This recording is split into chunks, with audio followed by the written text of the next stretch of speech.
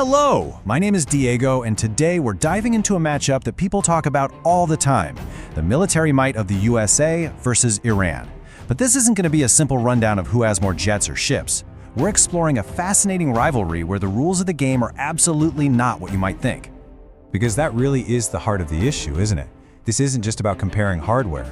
We're looking at a fascinating clash of philosophies, a battle between two completely different ideas of what power even means in the 21st century. So let's get right into it. Okay, so to really understand these different strategies, we have to start with the basics, the raw numbers.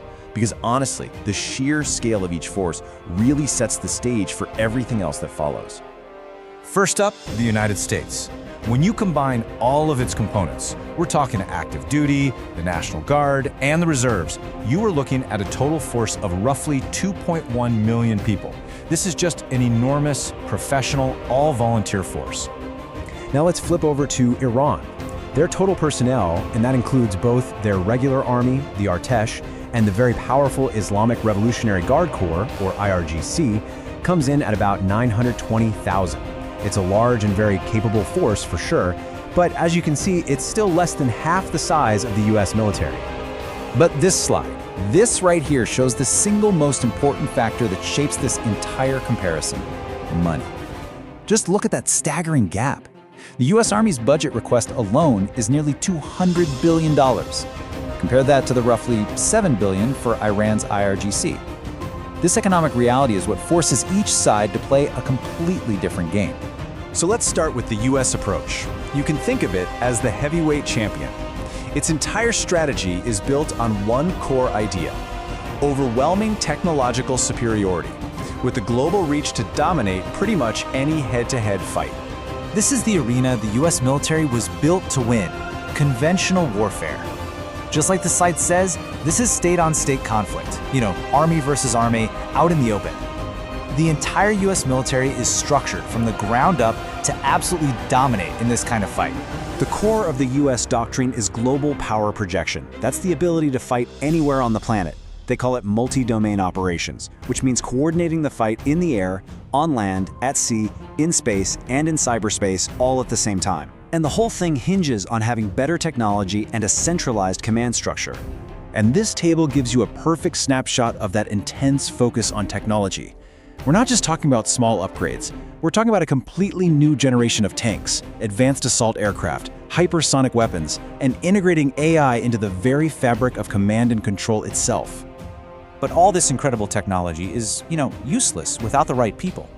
The US military's most critical asset is its human capital, a highly trained, professional, all-volunteer force that can operate this complex machinery in some of the most demanding environments you can possibly imagine. Okay, so now let's shift gears completely and look at Iran, because we're going to see a totally different picture. If the US is the heavyweight champion, Iran is the asymmetric strategist.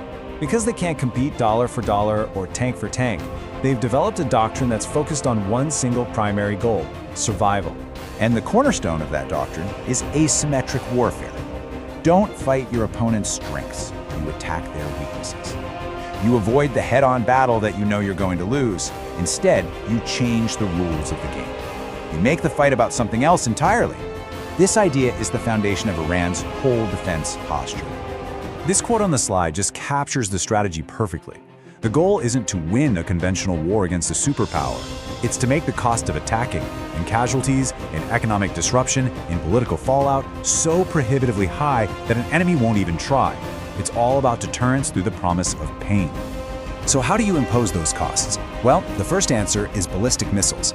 To make up for a weaker air force, Iran has built the largest and most diverse missile arsenal in the entire Middle East. As this slide shows, we're talking about over 3,000 missiles, many of them hidden in these vast underground missile cities, which gives them the power to strike targets all across the region. The second pillar of this strategy is the rise of the drones. Iran has become a global leader in designing and deploying unmanned aerial vehicles. And these are not simple hobbyist drones. These are sophisticated weapons with AI targeting and anti-jamming capabilities. They are a cheap but incredibly effective way to project power and create all sorts of complex threats. And the asymmetric toolbox has even more. As you see here, it includes swarming larger ships with hundreds of small, fast attack boats, using a network of proxy forces to fight indirectly, and threatening global trade by mining critical sea lanes. It's all part of the same playbook. Avoid a direct fight, create unpredictable threats. So let's bring these two clashing doctrines together. What happens when these radically different approaches to warfare actually meet? And what does it tell us about the future of conflict itself? This slide just sums it all up perfectly. On one side, you have the heavyweights, aiming for dominance through technology, with assets like jets and aircraft carriers. On the other side, you have the strategist, aiming for survival by imposing costs, using asymmetric tools like missiles and proxies. Two different goals, two different methods, two different sets of tools. So the biggest takeaway here is this: stop thinking stronger versus weaker. A much better analogy might be a shark versus a swarm of jellyfish. Both are dangerous, absolutely, but they play by completely different rules, and they measure success in totally different ways. We're looking at two highly evolved military doctrines, each one perfectly tailored to its own strategic goals. And that leaves us with this final question for you to really think about. In an age of AI, drones, and hypersonic weapons, what is true military power? Is it just overwhelming force, or is it an unpredictable strategy? That's something to think about. Thanks so much for joining me for this explainer. If you found it useful, be sure to subscribe, hit that notification bell, and share it. It really is a huge help for us. We'll see you in the next one. Goodbye.